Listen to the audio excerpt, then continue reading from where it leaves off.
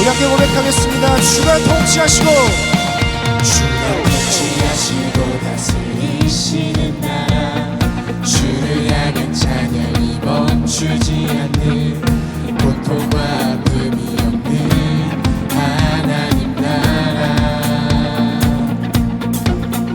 먼저 그의 나라와 그의 의를 구할 때 모든 것 더하리라 말씀하신 주, 세상 염려 내려놓고 주께 경배해. 만왕의 왕 만왕의 왕 되신 예수여, 내 안에 임하소서. 주의 나라 내게 임할 때 나 외쳐 선포해. 하나님의 나라 내 안에 이루소서. 주가 다스리시는 그 나라, 주의 나라 임할 때 모든 두려움 사라져. 내 안에 주의 나라 대신해.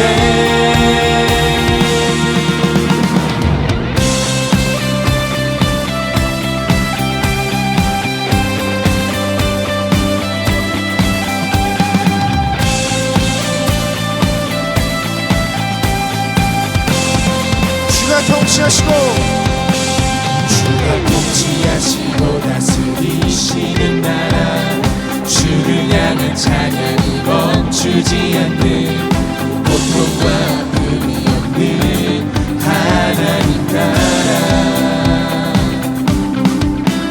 먼저 그의 나라와 그의 의를 구할 때 모든 것 더하리라 말씀하신 주, 세상 염려 내려놓고 주께 경배해.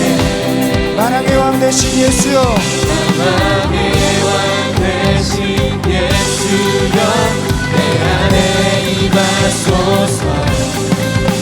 주의 나라 내게 임할 때 나 외쳐 선포해. 만왕의 왕 되신 예수여, 만왕의 왕 되신 예수여, 내 안에 임하소서. 주의 나라 내게 임할 때 나 외쳐 선포해. 하나님의 나라 하나님의 나라 내 안에 임하소서. 주가 다스리시는 그 나라, 주의 나라 임할 때 모든 두려움 사라져. 내 안에 주의 나라 세우시네. 하나님의 나라 하나님의 나라 내 안에 이루소서. 주가 다스리시는 그 나라, 주의 나라 임할 때 모든 두려움 사라져. 내 안에 주의 나라 세우시네. Your kingdom come, Your kingdom come, Your will be done in our hearts, O God. Your kingdom come, Your will be done in our hearts, O God. 우리의 찬양을 받으신 하나님께 영광의 박수 올려드립시다. 할렐루야.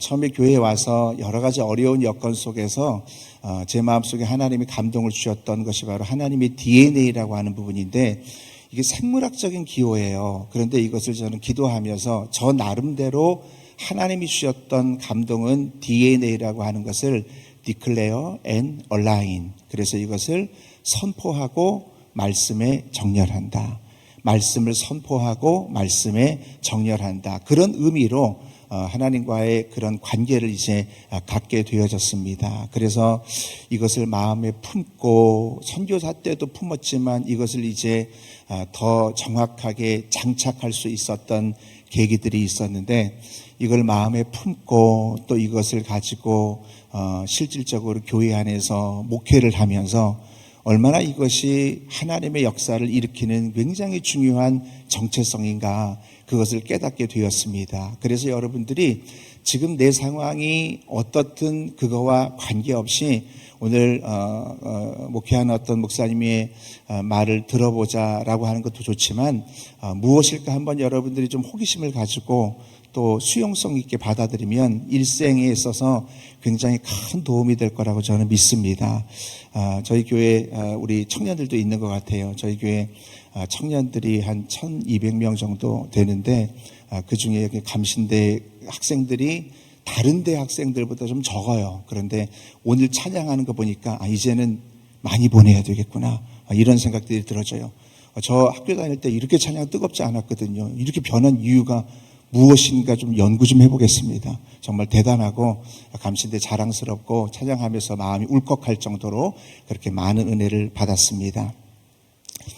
제가 미국에서 목회할 때 읽었던 책이 2개가 있는데, 그 중에 하나는 여러분들이 잘 아는 책입니다. 그 책이 뭐냐면 정상에서 만납시다라고 하는 책을 잘 알 거예요. 지그지글러 박사가 썼던 책입니다. 그런데 그 책에 보면 빅터라고 하는 한 아이가 나옵니다. 그 아이는 머리가 나쁘고 행동도 좀 미숙하고, 그래서 그때 선생님이 뭐라고 얘기했냐면, 너는 전능하다, 너는 공부해서 성공할 수가 없어. 그러니까 너는 처음부터 지금은 장사하려면 그래도 머리가 좋아야 되지만 너 장사하든지 아예 공부를 포기해라.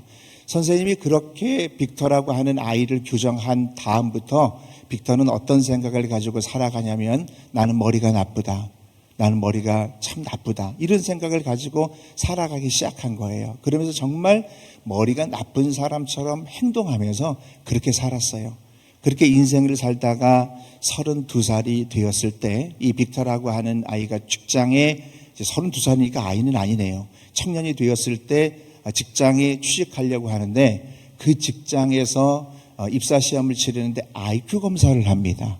그런 이제 직장이 있었어요. 그래서 IQ 검사를 했는데 이 빅터라고 하는 아이가 IQ가 몇이 나왔냐면 무려 171이 나왔어요. 엄청난 천재인 거죠. 그때 머리가 그냥 벅 터지는 거예요. 그러면서 내가 전능아가 아니구나, 나는 천재구나, 나는 결코 전능아가 아니라 나는 천재구나, 그렇게 생각을 정렬하면서부터 그의 인생이 완전히 바뀌기 시작합니다. 특허를 내기도 하고 책을 쓰기도 하고 사업을 하기도 하고, 그런 모든 분야에서 자기가 가지고 있는 천재의 정체성을 드러내기 시작합니다. 그래서 이 빅터라고 하는 사람이 멘사클럽의 초대 회장이 되기도 합니다. 저는 그 이야기를 이렇게 읽어보면서, 누군가가 인생을 살아갈 때 내가 누구인가를 분명히 인식하는 것을 분명히 하게 되면 내 인생은 달라질 수 있구나, 그게 분명하다라고 하는 거예요. 그런 의미에서 여러분들이 오늘 말씀드리는 것을 그냥 채플 출석 체크하는 정도만 끝나지 않고, 이것을 여러분들의 삶에서 정말 인식하고 체질화시키고 여러분들이 그것을 가지고 모든 것을 시작하게 되어질 때 인생은 바뀔 수밖에 없다. 저는 그것을 분명히 여러분들에게 말씀드리고 싶습니다. 청년들이 15명, 15명 모였을 때 그때 시작했던 이 정체성 훈련들과 이 선포 훈련들을 통해서 이제 교회가 부흥하는 걸 떠나서 청년들의 인생이 바뀌어지고 그들의 정체성이 바뀌어지는 걸 너무나 쉽게 그것을 봐왔고 또 너무나 그것을 실감했기 때문에 여러분들에게 꼭 말씀드리고 싶었던 거예요. 우리가 하나님이 나를 규정한 정체성을 나의 정체성으로 품고 살아가려고 하면 세 가지가 분명해야 됩니다. 첫 번째로는 내가 누구인가, 두 번째로는 내가 무엇을 할 수 있는가, 세 번째로 내가 무엇을 가지고 있는가. 이 세 가지를 분명히 인식하면서 매일의 삶 속에서 경건에 이르기를 연습하는 것처럼 부단히도 연습하고 의도적으로 여러분들이 생각하고 인식한 상태에서, 다시 얘기합니다. 이것이 여러분들에게 장착된 상태에서 기도하는 건 달라요. 그리고 이것이 인식된 상태에서 여러분들이 전도하는 건 다르고, 그리고 여러분들이 이것이 인식된 상태에서 여러분들이 생각하는 것과 결정하는 것과 분별하는 건 다를 수밖에 없다라고 하는 거예요. 그래서 오늘 그것을 여러분들에게 좀 맛보기라도 말씀을 드리려고 합니다. 간단하게 우리가 성경의 배경을 좀 설명을 하면, 우리는 하나님의 형상대로 창조를 받았어요. 그런데 그 하나님의 형상이라고 하는 말의 형상은 히브리어로 첼렘이죠. 근데 그 첼렘이라고 하는 단어 속에는 어떤 것이 들어있냐면 하나님의 능력, 하나님의 성품, 하나님의 권세, 이런 모든 하나님의 속성이 다 들어있다는 거예요. 그래서 하나님이 인간을 창조하게 되어졌을 때 우리는 하나님의 권세, 능력, 속성, 성품, 이런 모든 것들이 우리 안에 이미 부어졌다라고 하는 사실입니다. 근데 인간이 죄를 짓게 되죠. 그래서 인간은 그 모든 권세와 그 모든 능력을 다 소멸하게 됩니다. 원래는 우리 인간도 말의 권세가 있었어요. 하나님이 말로 아름다운 천지를 창조했던 것처럼 인간도 창세기 2장 19절에 보면은 아담이 말하는 대로 다 되는 것처럼 원래 인간은 창조의 원형 가운데 하나님의 능력과 권능과 성품과 모든 그런 속성들을 다 가지고 있었습니다. 인간이 죄를 짓고 그것을 다 잃어버렸을 때 예수님이 이 땅에 오셔서 십자가에 달려 죽으십니다. 그리고 부활하시고 승천하심으로 인해서 우리가 하나님 앞에 담대하게 나아갈 수 있는 길이 열린 거예요. 예수님이 그 모든 것들을 회복시켜 주셔서 우리는 어떻게 되냐면 창조의 원형의 모습으로 회복되어졌다라고 하는 것을 반드시 믿고 인식해야 돼요. 그것이 우리 안에 체질화가 되어져야 됩니다. 그래서 이것을 여러분들이 아침에 일어나서 양치를 하거나 세수를 할 때 그거를 여러분 결심하고 하는 사람 없어요. 그냥 자동으로 하는 것처럼 마찬가지로 내가 누구인가라고 하는 것을 여러분들이 수많은 훈련들, 이 훈련 중에서는 다 말씀드릴 수는 없지만 디클레어, 이 선포라고 하는 것이 굉장히 중요하거든요. 그래서 이 선포 캘린더라든가 선포 훈련들을 청년들에게 저는 굉장히 많이 하고 있는데, 이런 훈련들을 통해서 내가 그것을 인지하고 인식하고 또 그것을 인식하려고 한다면 루틴이 있어야 되고, 루틴이 발전하게 되어지면 체질화가 됩니다. 그렇게 체질화된 상태에서 여러분들이 기도하게 되어질 때 그 기도는 다른 기도가 되어지는 거예요. 우리의 리더십들은 다른 리더십이 되어진다라고 하는 것을 여러분들이 분명히 아셔야 되는 거예요. 근데 사단의 경우에는요, 여러분들이 정체성을 아는 걸 원하지 않아요. 오늘 이 말씀을 들을 때도 사단의 입장에서는 이런 것들을 여러분들이 관심 있게 듣는 것을 원하지 않아요. 왜냐하면 정체성이라고 하는 거는 내가 누구인가를 알게 되어졌을 때 그 사람에 담겨져 있는 권세가 따라오기 때문에 그렇습니다. 내가 경찰이라고 하면 경찰이 가질 수 있는 권세가 따라오게 되어지는 거고, 교통경찰이라고 하면 교통경찰이 가질 수 있는 권세가 따라오기 때문에 이 영적인 세계에서 우리가 보게 되어지면 마귀는 여러분들의 정체성을 알고 인식하고 부단히도 기억하는 것에 대해서 굉장히 두려워합니다.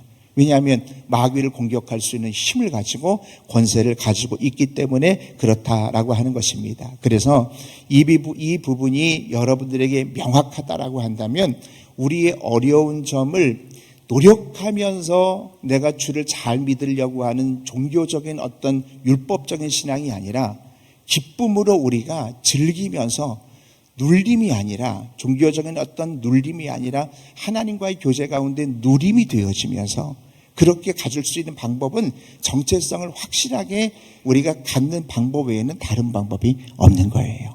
그래서 내가 누구인가, 아, 그렇구나, 내가 바로 하나님의 형상대로 만들어졌구나 라고 하면 거기에 딸려져 있는 모든 영역들은 굉장히 무궁무진합니다. 감정의 영역, 생각의 영역, 그 다음에 우리 이성의 영역, 말의 영역, 이런 것들이 완전히 달라진다라고 하는 것입니다. 그래서 여러분들이 내가 누구인가, 아, 나는 하나님의 아들이구나, 나는 빛의 자녀구나, 내 정체성은 어디에 명시되어 있냐면 성경에 다 나와 있는 거예요. 성경에 나와 있는 게 나의 정체성이에요. 다른 사람이 저를 생각할 때 저는 어릴 때 별명이 뭐냐면 장군이었어요. 근데 장군이었는데 머리가 크다고 그래가지고 대갈 장군이었어요.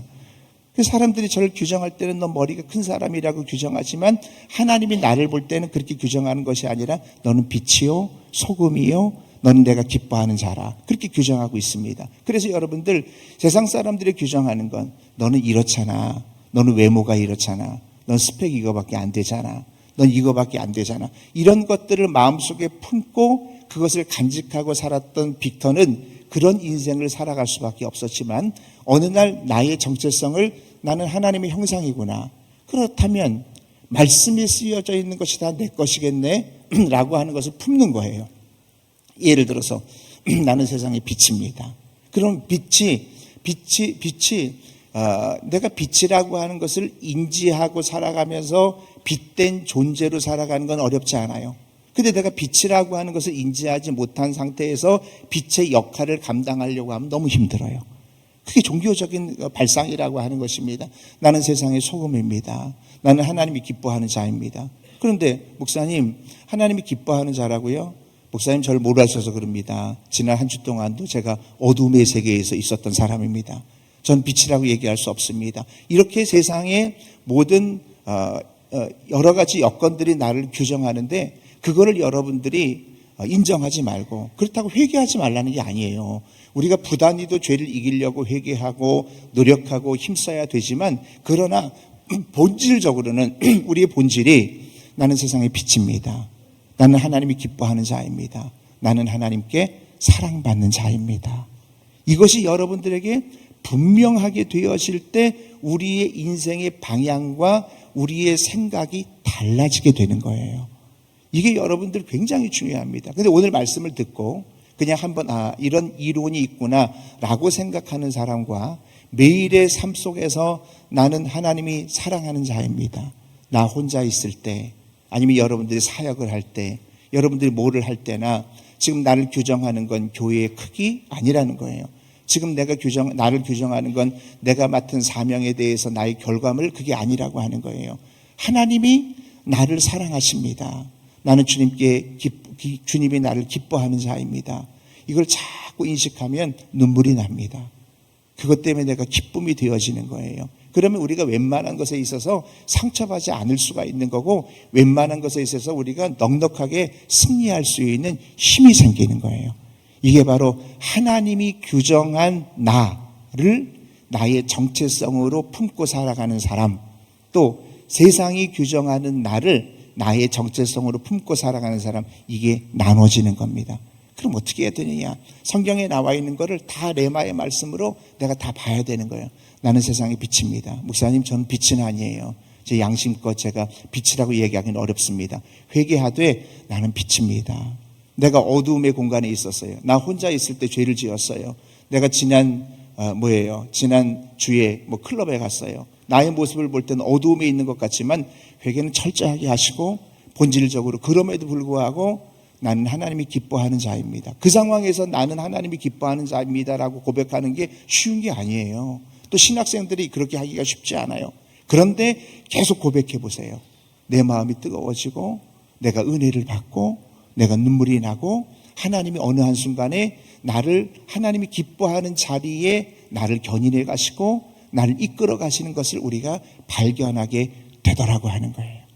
이게 바로 여러분들 제가 목회에 흐르는 굉장히 중요한 방향이라고 하는 겁니다. 기도도 열심히 해야 되지만 내가 누구인지, 내가 아버지와 자녀와의 관계라고 하는 것을 알면서 기도하는 것과 그냥 하나님 응답해 주세요라고 기도하는 것은 천지 차이라고 하는 겁니다. 놀랍습니다. 이게 여러분 얼마나 놀라운지는요, 순종하는 사람만 알아요. 이걸 듣고 여러분들이 이해가 된다, 그런 이론도 있구나, 그렇게 이해하는 사람과 순종하는 사람은 달라요.